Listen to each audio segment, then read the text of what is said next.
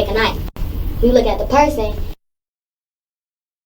you'd probably be like, nah, you know what I'm saying? Okay. So it's easier for a girl to go in and get something, you know what I'm saying? Because so you thought it would be, you're trying to help him out because Yeah. you thought since the bills were older, he was going to be profiled and Yeah, he wouldn't have been allowed to buy anything. Okay. Because that happens a lot where we're from, so. Okay. Yeah. I mean, has somebody ever handed you money before and said, hey, it's older, but if somebody checks it with the marker, it's going to show up that it's real? Like, did you find that kind of odd that he would mention that to you or anything? No, I didn't find it odd because he had a reason. Like, he was saying the bills are older, so I could see why he was telling me if they mark it, it's gonna come up that it's real. You know what I'm saying? So it's like it wasn't like he was telling me that for no reason. Like, hey, you know. How do you know Dave? He's associated with my friend Sharonda. Okay. They talk to each other. Okay. What does he do for a living? I'm not sure. Okay. I don't know his personal life. I just know that he knows. Fake money's in your purse? I will check it. You don't have hundreds there. So she said the guy in the front seat gave her 4 $100 bills. Which guy in the front seat? What's he wearing? The passenger seat. What's his name? Lil Dave. I don't know his real name. The front passenger was the driver. What's he wearing? Who drove here? I don't know his name, sir. I'm being completely honest with you. What's he wearing? He's wearing a hoodie, I believe. What color? I think it has yellow in it, but I'm not sure. Short hair, long hair? Short. I think it's like a short, long cut, I think. Yo, y'all know what it is. Y'all know what it ain't, man. I ain't gonna lie. None of this shit in Chicago drug culture flabbergasts me anymore. Some of this shit I be taken back by. The only thing that really kind of had me lost for words was the whole Fendi boy shit. Other than that, nigga snitching, women snitching, there's nothing new. Because regardless who it is, if you go to whatever hood you from, you can point out 2 or 3 snitches under your breath. I guarantee it. I guarantee you.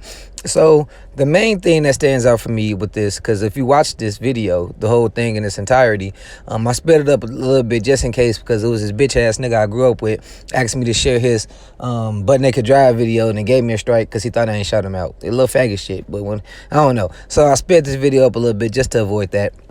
Excuse the Alvin and Chipmunk voice, but we all remember Big Boss Buckz got to that fight with Amari Blaze. You know, Amari Blaze did lose the fight. I, for one, felt she should have been stabbed or jumped. As big as she is, she should have been allowed to give Mello Buckz the one-on-one. And I'm not saying that as far as weight. I'm a short guy. I'm a short man, and she's a tall woman. So it's nothing about that. It's nothing about size. It's just the friends shouldn't have jumped in if Mello Buckz got it like that. So I'm against the jumping and the stabbing. But the fight, I felt like it needed to happen just due to the amount of disrespect that was going on from both sides. I agree that the fight should have happened. Now, the fact that Amari Blaze said some disrespectful shit and, she went to the police after the fight, people was kind of mad at me for saying that Amari Blaze, what did she expect kind of thing after saying disrespectful shit like that. And I'm just thinking of a perspective of how mad someone can get. I'm not saying she deserved to get jumped, but when you start talking about somebody having that shit, that can make them so mad to where they want to do something to you. So that's the only thing I was getting at. And Mello Buckz went on this whole bashing Amari campaign, trying to get her canceled pretty much from like drill rap culture and shit like that. And in actuality, Mello Buckz have got some questionable shit on her record as well. Now, if you're not from Chicago, then we can all rewind back to the 2012 to 2016 era where people used to return stolen clothes to Walmart to get gift cards, and people used to erase the face off on $100 bills. I'm so sorry. Erase the face off on $1 bills and book plaster or paint, however they get the $100 bills on that they printed on, I guess. And I've been a part of those schemes as well. Me personally, never went in the store to try to break change, but I've been in those cars when people did it, and I can tell you that was some old school shit. So I'm judging by just off that type of finesse that this video is a couple years old. If not, excuse me. So after seeing that, I'm pretty sure Mello thought that shit would never get released. Like a lot of these people, when they snitch, they never think people go get them FOIs and shit like that, man. I guess they never heard of expunging your record against shit sealed. But yeah, Chicago, pay attention, gang. I got my shit expunged so I won't be a felony when I caught my gun charge. I was fighting my gun charge. I expunged my drug charges.